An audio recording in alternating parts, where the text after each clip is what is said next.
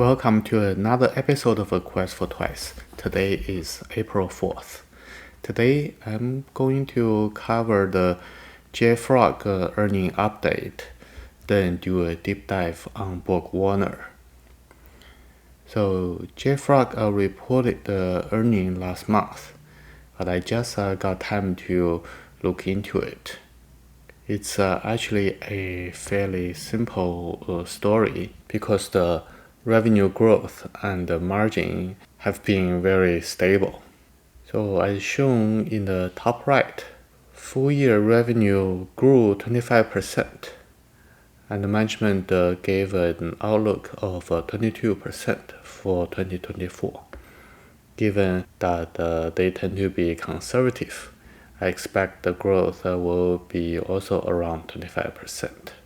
On a quarterly basis, we can see in the chart on the top right, the brown bars are all the other product revenue, and the gray bars are the Enterprise Plus product revenue.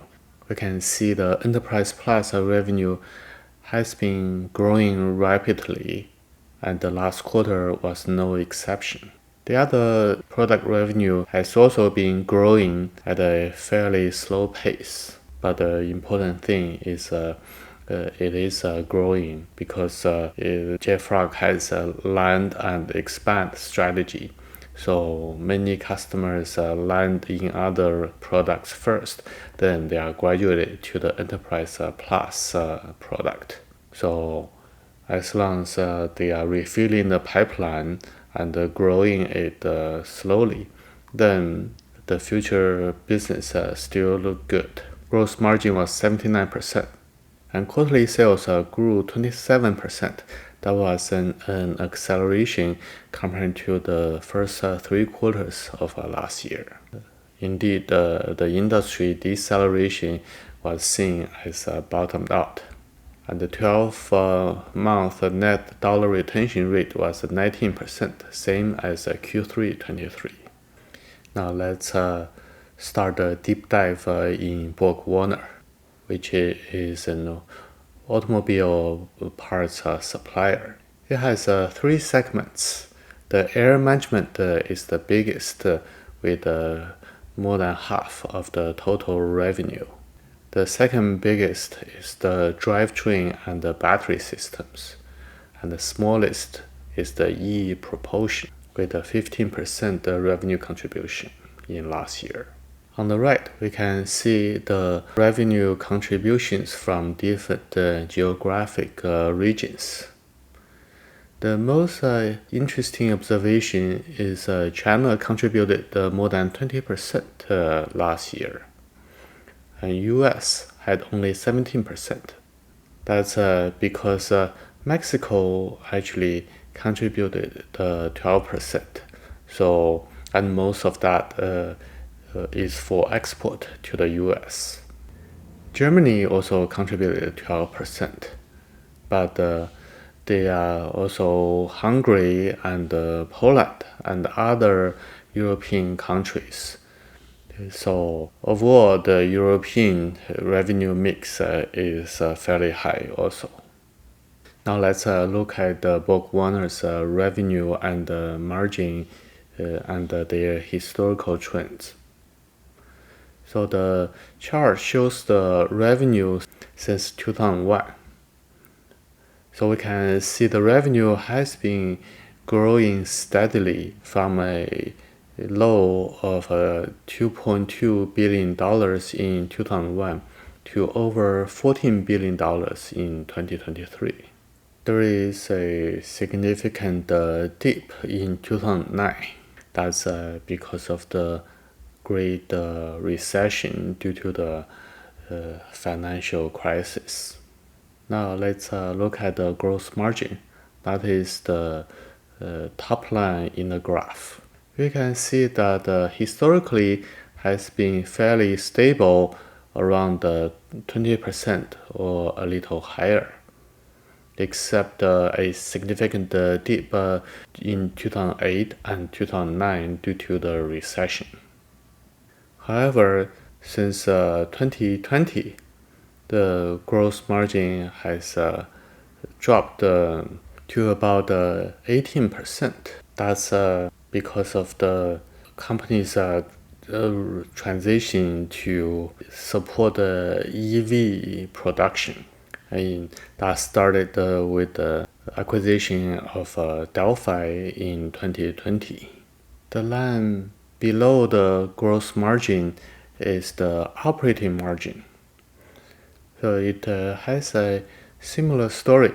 Before the financial crisis, the operating margin was a little less than 10%. And afterwards, it stayed to about 12 to 13% before a recent drop to slightly below 10%. The management disclosed that the e-product sales actually had a negative gross margin in 2023 and prior years. So that explains why the recent operating margin has been lower than the margins before 2020. By the same token, that should be the reason to reduce the overall gross margin. So the inferred gross margin for e-product sales is 17% versus 21% for internal combustion engine car parts. What attracted me to BorgWarner is its very strong cash generation. In this chart, I plotted the operating income, then added back DD&A. Those are the orange bars. Then I also added the R&D expenses since 2014. Those are the brown bars. So basically, the bars show BorgWarner's operating cash flow before expenditures on R&D. The reason I added the R&D back is because I believe R&D expenses are discretionary.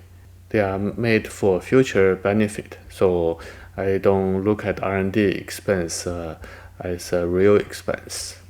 Similar as the margin story, the R&D expenses also increased since 2020 in order to support the transition to EV. Now let's take a look at the CapEx and the acquisitions.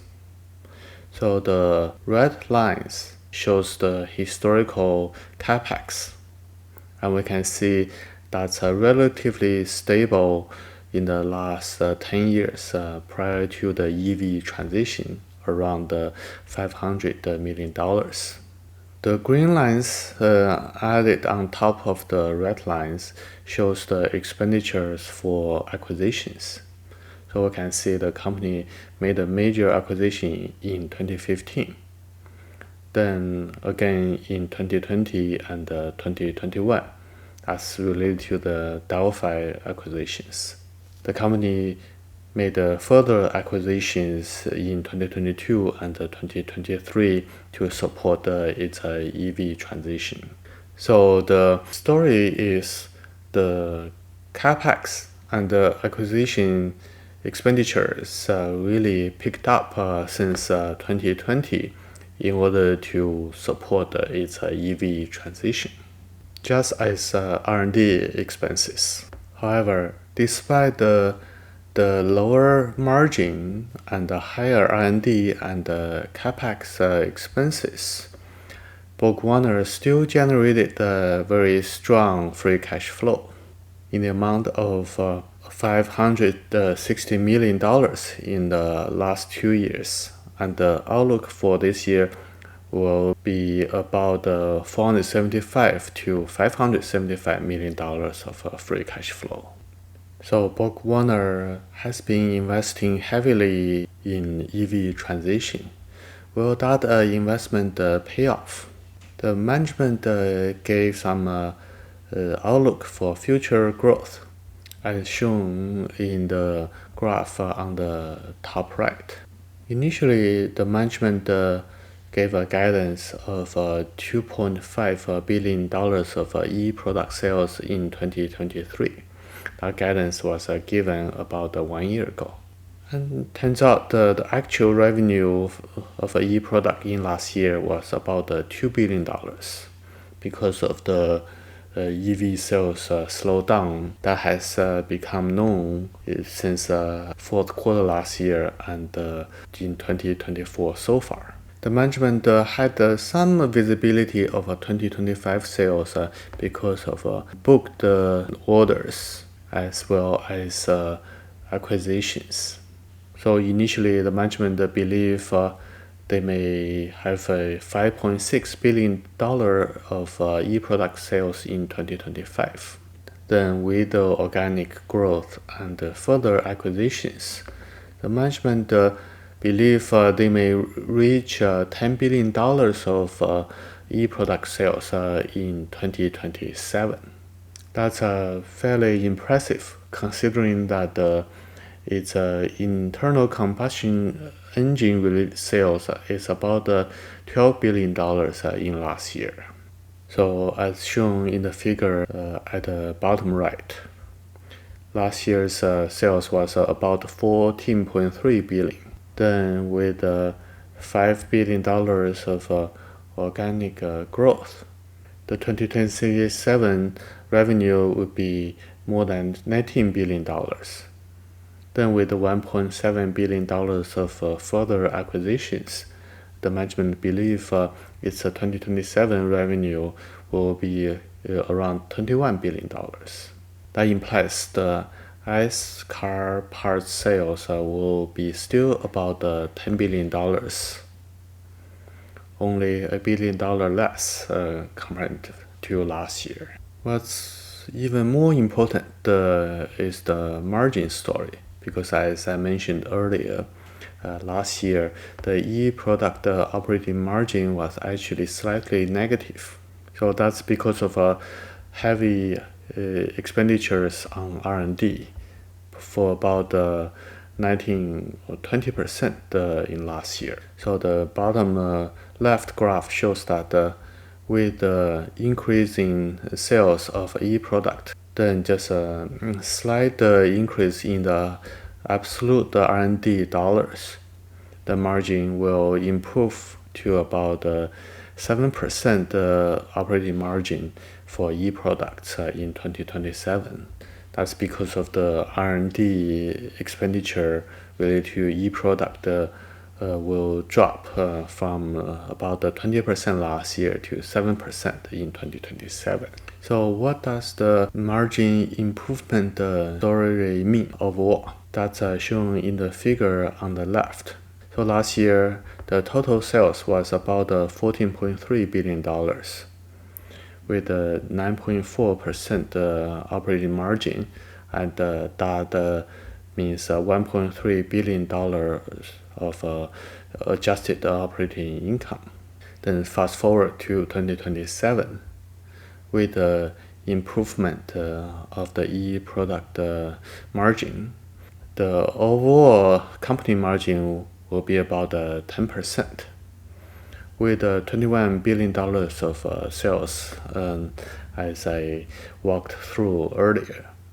That means $2.1 billion of adjusted operating income and over 10% of CAGR.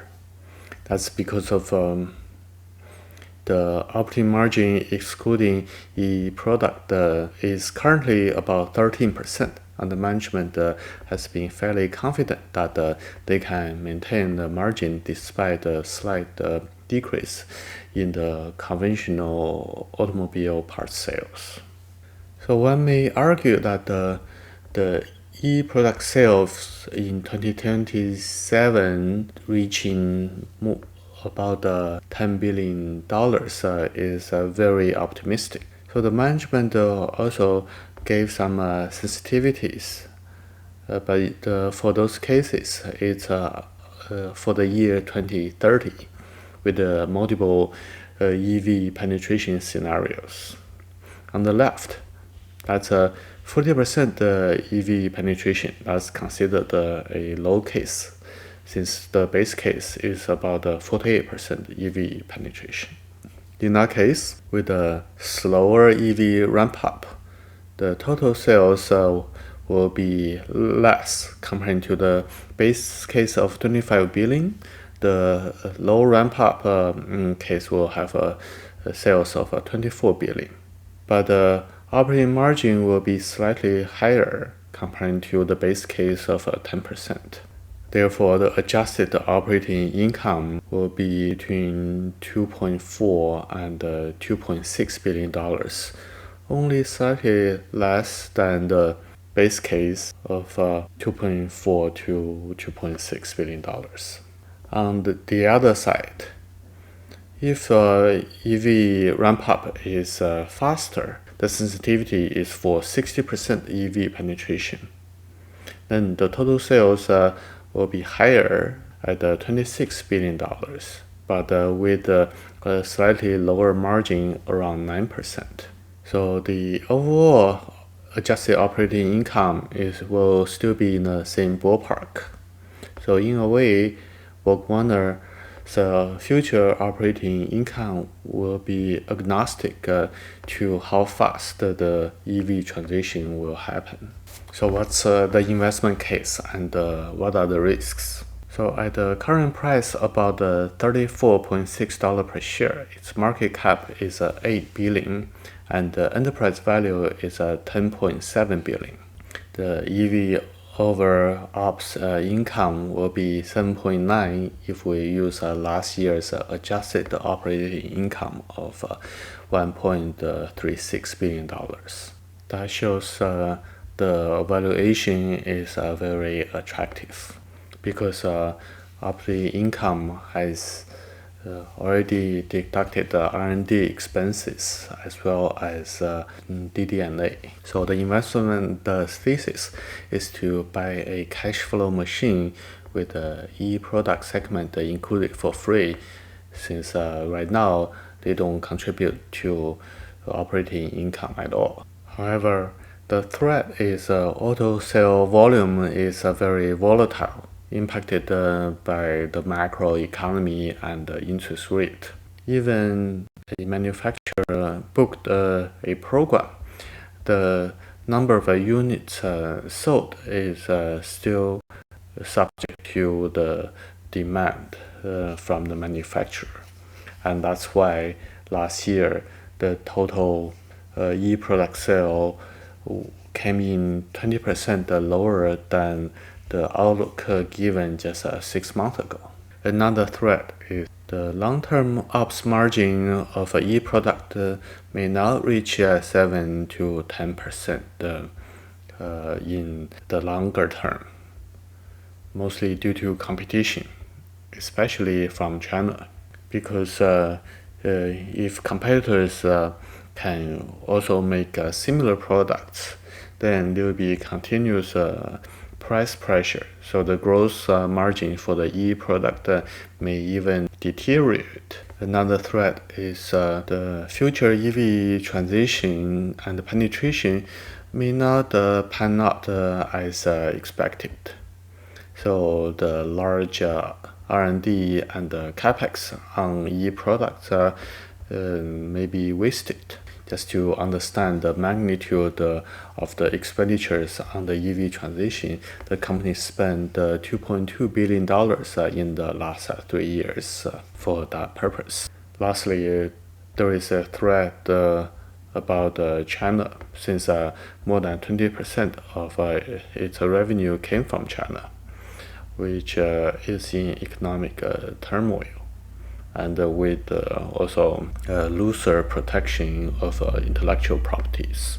So the total sales may decline, or the gross margin may decline in China. That will impact its future profitability negatively. On the plus side, the opportunity is larger free cash flow yield, currently around 7%. despite the heavy investment in e-product. So the management believe in the next 5 years, the operations may generate about $3.5 billion of free cash flow after investing in capex and R&D, so that the free cash flow can be used for additional share buybacks and paying dividends. In summary, I believe BorgWarner presents a good value, but with fairly business volatility and large uncertainty in its future growth prospect. This concludes this episode of Quest for Twice. Until next time, happy investing.